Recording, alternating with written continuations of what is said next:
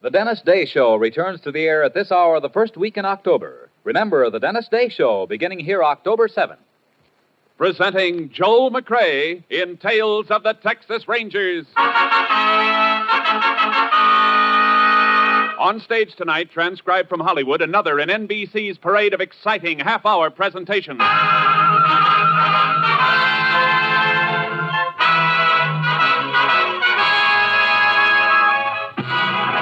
Tales of the Texas Rangers, starring Joel McCrea as Ranger Pearson. Texas, more than 260,000 square miles. And 50 men who make up the most famous and oldest law enforcement body in North America.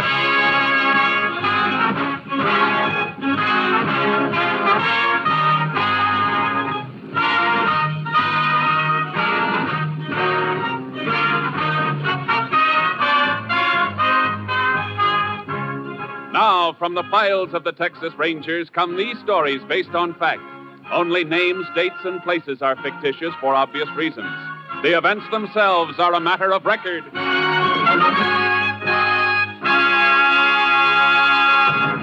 Tonight's case, play for keeps.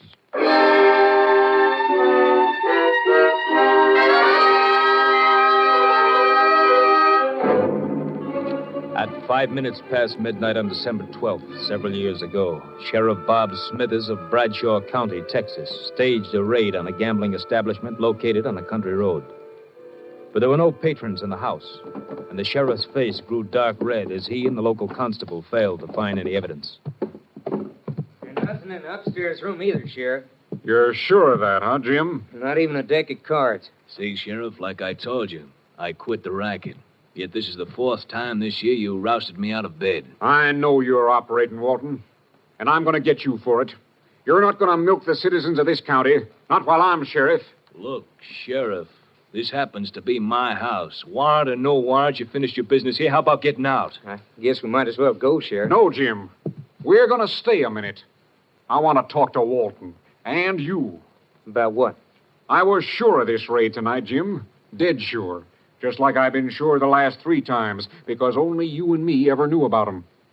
I didn't tell nobody but you, Jim. You, the constable. Sounds like he's accusing you of tipping me off, Dunn. I know he tipped you, Walton. You better watch what you're saying, Bob. All that talk about law and order and wanting to uphold him. Let me see your wallet, Jim. Take it out and let me see it. Now, wait a minute, Sheriff. You shut up. Come on, Jim. I want to see if you're carrying the kind of money an honest man gets for being a peace officer. What I carry on me is my own business. Why, you cheap two-bit snake. Nothing cheap about a few hundred once in a while. Be smart, Sheriff. Get a few for yourself. Why don't you listen to him, Sheriff? He's talking sense. Come on, both of you. I'm taking you in. You can't make anything stick. Maybe not. But I'm going to make this county too hot for both of you. I'm going to run you out of it. Keep your hands off me, Sheriff. You're under arrest. Grab him, Walton. I got it. Now, just hold it, fool, while I get his gun. I got it. There. Now. Dunn, you killed him. No, you killed him. You grabbed his gun and killed him. He was after you, Walton. I got a gun of my own, and I'm the constable. You set me up for a frame? Not necessarily, Walton. It's up to you. His body could be moved out of here. What's your play? What do you want? No more chicken mash. 50% of your take, and you can go right on operating. With him dead, you crazy fool? You're forgetting something, Walton. I'm top dog now, and investigating this murder will be my job until a new sheriff is appointed. But I don't think I'm going to be able to solve it.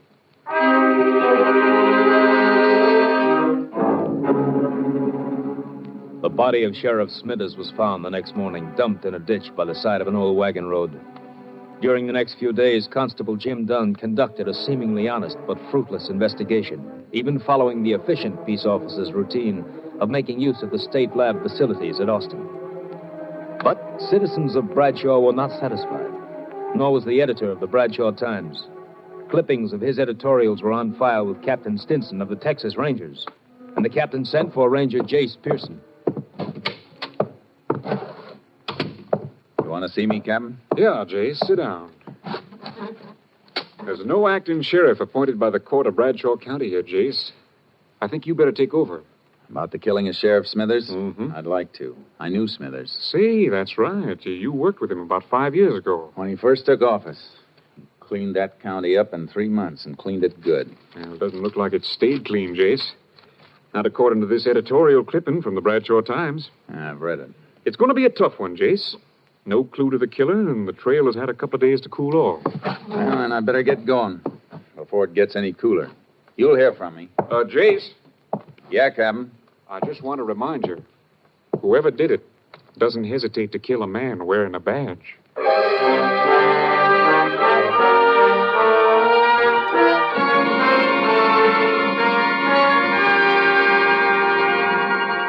I reached Bradshaw in the early morning. The town was waking up, and the Bradshaw Times was turning out its bi-weekly edition. I went in to see the editor, Frank Carlin. So you read my editorials, huh? Well, I'm glad to know somebody's reading. Yeah, you got readers, all right. People been clipping them out and mailing them into our headquarters. Yeah, I guess there's always a handful of people to hold out. Wonder what the world would do without them. Everybody was so burned the day of the killing. Then in 48 hours, they want to forget it.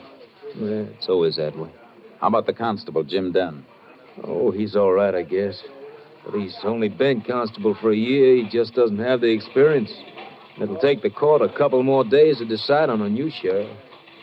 I better knock out a story on your rangers coming in. Might wake the people up again. I'd rather you didn't, Mr. Carlin. I'll be around, and they'll know soon enough. Oh, see what you mean. Want me to lay off the editorials for a while? If you don't mind. You know, the sheriff and I are on different sides of the fence politically, but he was an honest man, and I liked him.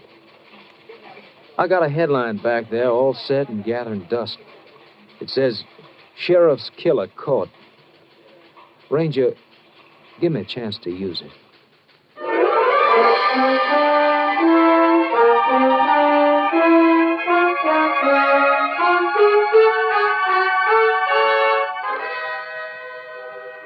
I found a place to park my horse trailer and put charcoal in a pasture.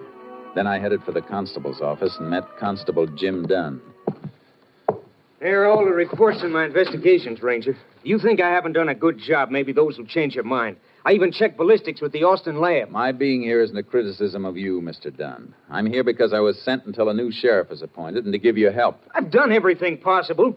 I've questioned almost 100 people. I've checked alibis on more than a dozen possible suspects. It's all there. Yeah. Everything's here. Everything except the murderer. And that's the only thing I'm interested in seeing, Mr. Dunn. A little cooperation between us might clean it up. I'm sorry I blew, Ranger. It's been getting under my skin. This murder could have been committed by anybody. Some bum from a hobo jungle, some drunk, anybody. We can't arrest anybody. We've got to arrest somebody. Somebody definite. Now, exactly where was the body found? Old Wagon Road bypasses town about 2 miles north. Is it fit for a car? Yeah, but you got to go roundabout to get to it, almost 11 miles.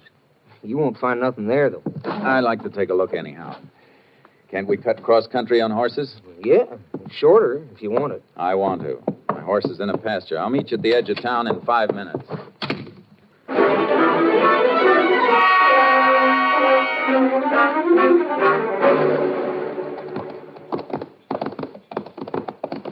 The body was found just a little further on. You can see the road now.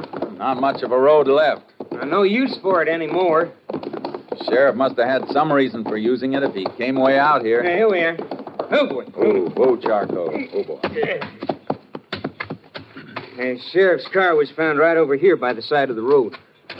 Where was he? Lying right beside it. Been dead about 7, 8 hours when he was found. Who found him? Cowpoke looking for some strays. That's lucky. Otherwise, the body might have been here for a few days or even weeks before somebody came across it. Yeah. You get pictures of the position of the car and the body? Of course I did. Anything else? Yeah. Any exhibits, casts of footprints, anything like that? No. When I got the call, I brought a bunch of men out with me. I was excited, and I didn't think to stop them from tramping around. I can see why you'd be upset. Well, if there was anything to find, it's a cinch it isn't here now. Weather would have wiped it out if your men hadn't.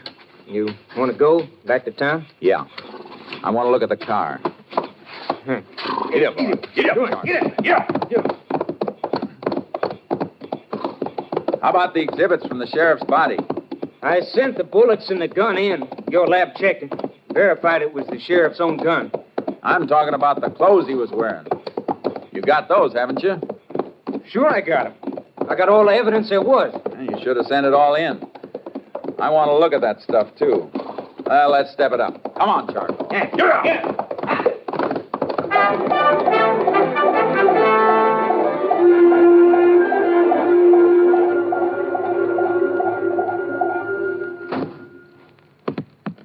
There's everything, all tagged. Everything the sheriff was wearing when he was killed. I see. And is this the shirt he was wearing? You see the blood and bullet holes, don't you? Yeah. How come your lab didn't find any prints on the gun when I sent it in? It didn't even have the sheriff's own prints. It was wiped clean. Well, this is kind of odd. What? Well, the sheriff was shot twice, and they dug one slug out of him. The other one passed clean through. Yeah, according to the coroner's report, one slug hit his collarbone. That stopped it. Yeah, that's what I mean. The course of the bullets. Both shots fired into the left side, just above the kidney. But the one that came through came out the right side of his shirt collar here, right through his neck. What about it? It's a funny course for a bullet to take, unless the man who fired the gun was lying down and fired up at the sheriff. Yeah, that's what I figured, too. They must have had a fight for the gun. He got it, but the sheriff knocked him down and... No, that isn't the way it happened. How do you know? Because the sheriff wouldn't half turn his back on a man who'd just taken his gun. Besides, these powder burns show the gun was being held right against the shirt when it was fired. What do you think happened then? Well, the sheriff must have been in some position where he was bent over forward, which he wouldn't be unless somebody was holding him in that position. Here, stand in front of me for a minute. Now, you're back toward me. What are you going to do? Slip one hand under your arms and then up behind your head in a half Nelson and twist your other arm behind you in an arm lock. Then bend you over forward like this. The sheriff was held like I'm holding you now. The bullets were pumped into him. See what I mean? That's just a guess. It's a guess I'm going to back up. And if the sheriff was held in a half Nelson and an arm lock, it tells us something else. That there were two men in on the murder. Unless a killer had three hands and used the third one to fire the gun. That's pretty smart figuring, Ranger. Only because it's the kind of figuring I've been doing for a long time. Uh-huh. Are these the photos that were taken at the scene? Yeah, the sheriff's body in the car. The car, the body moved any before these were taken? Nope. Car was right there, with the sheriff flat on his face beside it. And less than 2 feet away from it. His right side toward the car. Yeah. The bullet that passed through the sheriff came out on his right side. That means it should have hit the car.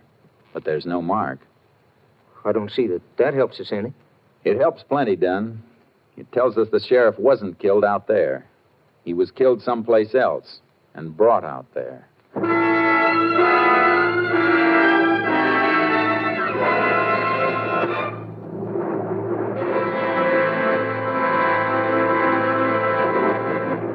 You are listening to Tales of the Texas Rangers, starring Joel McCrea as Ranger Jace Pearson. Now we continue with tonight's case, Play for Keeps, an authentic story from the files of the Texas Rangers.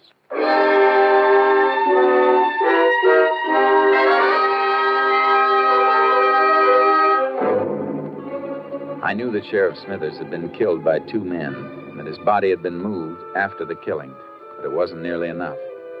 It was evening before I figured out my next move, a move I didn't like to make.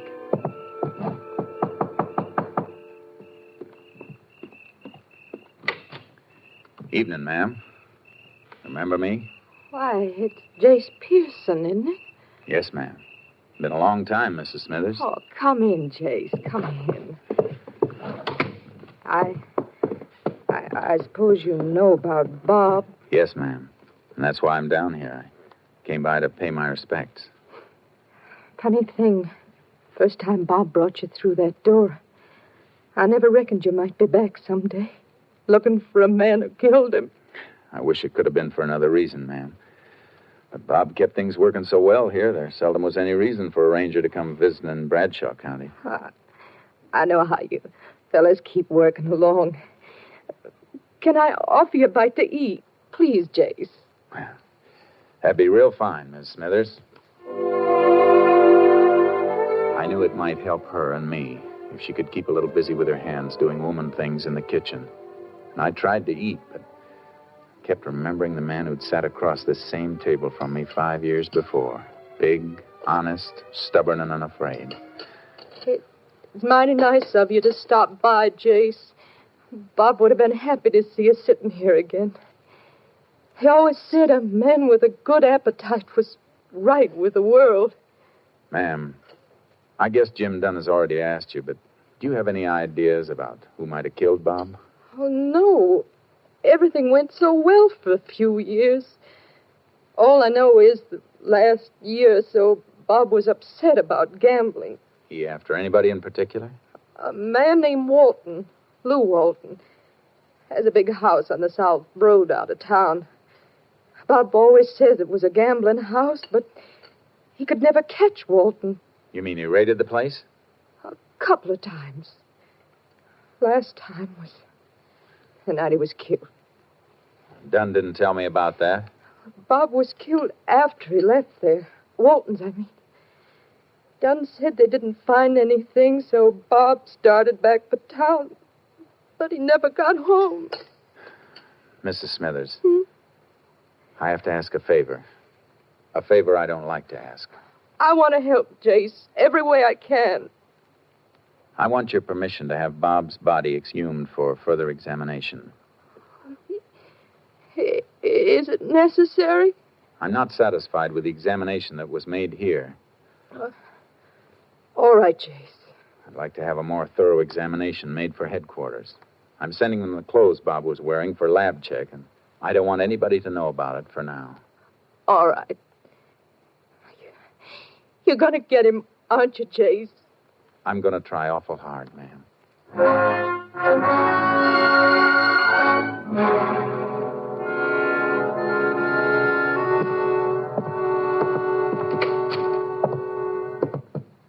Well, howdy, Ranger. I've been waiting for you. Thought maybe you might have turned in for the night. I'm going to in a few minutes. I just came back to pick up the clothing exhibits. Well, I locked them away again. I'll dig them out. I want to send them on to Camp Mabry for lab tests. Well, all right. I'll give you a receipt for them. Okay. Don, Yeah? in those reports of yours, I didn't see any mention of a man named Lou Walton. Why should there be? I understand that Walton's a gambler and that you helped Smithers raid his place the night Smithers was killed. Now, here are the exhibits. You're thinking way out of line on Walton. His alibi's airtight. According to who? According to me. I was with him all night, after Smithers left the place. You didn't come back to town with the sheriff? No, I stayed at Walton's. Why? Because the sheriff asked me to stay there. We didn't find anything, but the sheriff figured if I hung around, somebody might show up or call up looking for a game. And I'd be able to get him some evidence in. Anything else you want to know? No. I guess that lets Walton out. I'll take these things. Sure, go ahead. See you tomorrow, Don.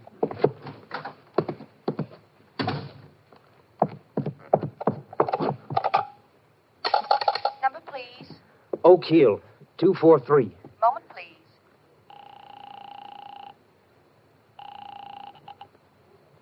Hello? Walton, done. Now get those people out and shut down. Why? What's wrong? That ranger's too smart.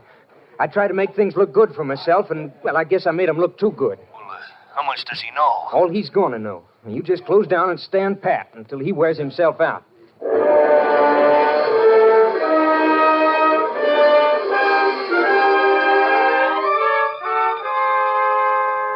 The sheriff's body was dug up and the examiner's report sent on to Austin.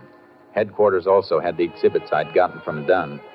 By late afternoon of the next day, Captain Stinson telephoned me long distance. Got a complete report from the lab, Jace. Go ahead, Captain.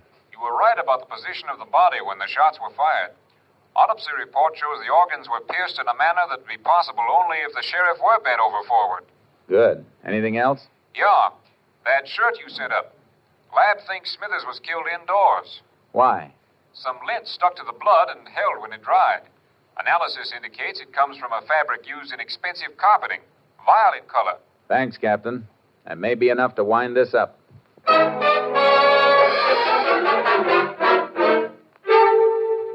Then you're convinced that Walton was running a gambling joint, Mr. Carlin. Was and is. I'd swear to it. But nobody's been able to prove it. You know how suckers are. They lose their shirts and keep their mouths shut. Think they're in on a smart thing, and they help the racketeers to cover up. Then Walton must have been tipped off that he was being raided. Part of the racket. They pay off and get tipped off. You ever been in Walton's house? No. You know anybody who has been there? Well, it's no secret the newspaper man Gamble moans good for him. My linotype man plays horses, I know. Pete. I'll be there in a minute. Howdy, Ranger. Howdy. Pete, you ever been in Lou Walton's place? Oh, come on, now don't stall. Tell her, Ranger. It's important. Well, yeah, I've been there once or twice. I only want to know one thing. You notice any carpeting in the house? Carpeting? Oh, sure. The house is like a palace. Wall-to-wall carpet all over the place. What color? Well, it's a kind of a purple, I'd say. How about saying violet? Yeah, I guess that's what it's called. You got something, Ranger? Yeah. I'm going to wake up the nearest judge and get a search warrant for Walton. You better brush the dust off that headline you told me about. I think you're going to get a chance to use it.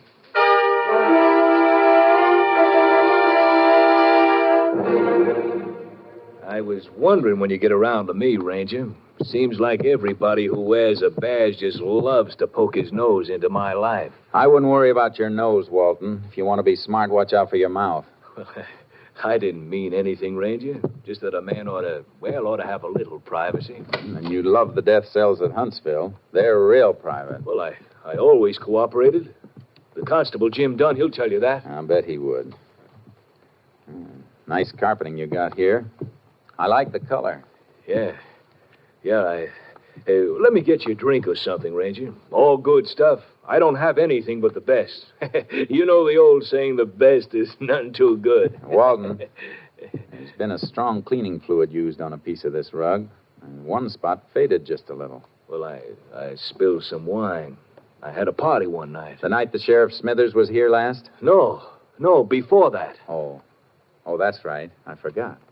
Nobody was here the night Smithers came. No, nobody. The constable, he stayed. Stayed most of the night after the sheriff left. Yeah, so he told me. Let me show you the rest of the house. Upstairs. No, thanks. I just want to look at the walls in this room. Sure pretty.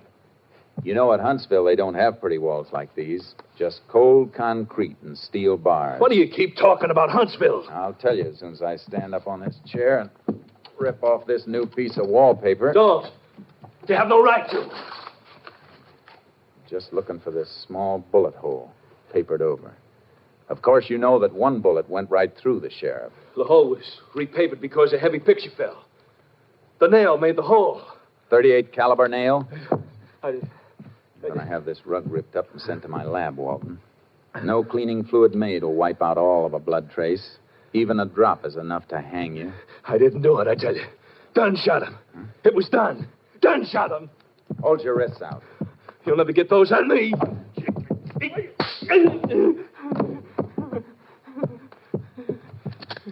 bet wrong this time, gambler. Now get up. I'm taking you in.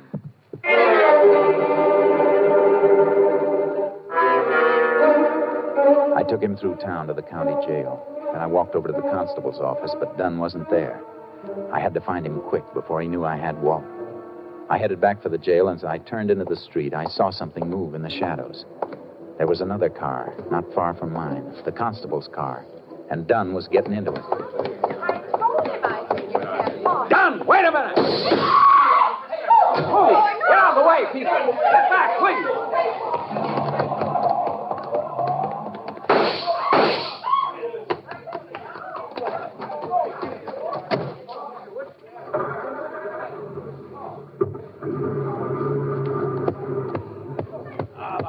Punctured my tires.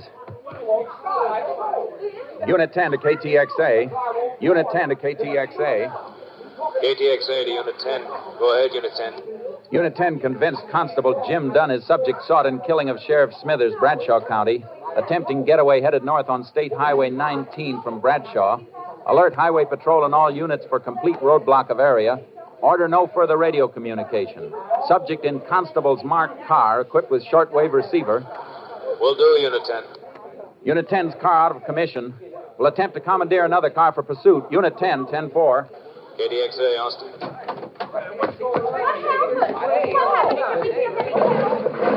out of the way, please. Step back, please. Step back. Come on, Charcoal. Let's hope Dunn heard that call. Come on, get up. Get up! Get up, Charcoal! Come on, boy! Get up!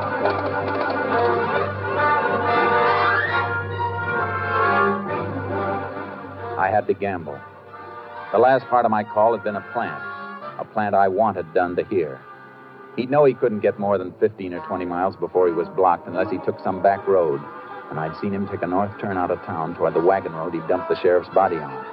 It was 11 miles for him by car, 2 miles cross-country for me. I raked Charcoal all the way, reached the road, and rope-dragged a couple of dead logs across it. We finished just in time. I heard the whine of a car coming over the rise in the rough road as the first glimmer of the headlights stabbed the darkness. I tied Charcoal back in the trees and dropped in the brush to wait. This is the end of the road, Don. Don't try backing up.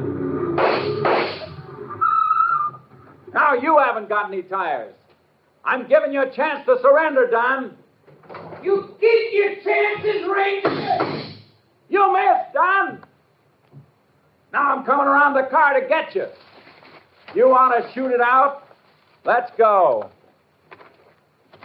No. Wait a minute. No, Ranger. You don't shoot. Don't shoot. I'll drop my gun. Here. See? I ain't armed. Come here. I ain't armed. Neither was Smithers when you lifted his gun and killed him with it. Good thing for Texas all constables aren't like you. Come on. Walton's waiting for you at the jail. Looks like you'll be partners again at Huntsville.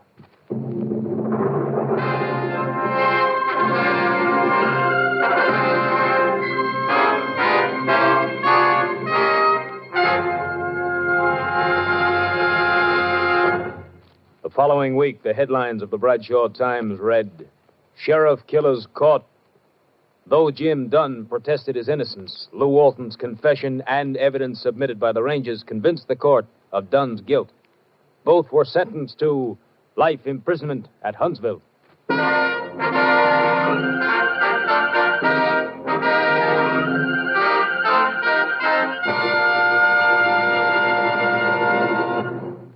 This is Joel McCrae. In the 125 years since their organization was founded, the Texas Rangers have written many new pages into the history of law enforcement. With only a handful of men and a vast territory, they have never failed to live up to their slogan, first to advance, never retreat. That is the creed a Ranger follows. And they have a belief that was impressed on me by one of their officers, a belief that often brings them victory over tremendous odds. In the words of the Texas Rangers, a man who is wrong can't stand up to a man who is right and keep on coming. Next week, we'll bring you another exciting case taken from the files of the Texas Rangers. Hope you'll be listening. Good night. Next week, Joel McCrae in another authentic reenactment of a case from the files of the Texas Rangers.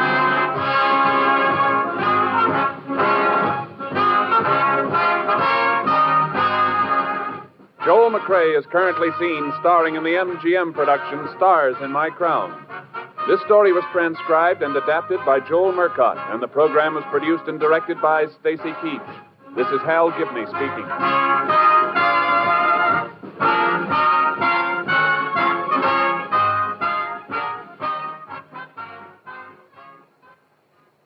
Three chimes mean good times on NBC.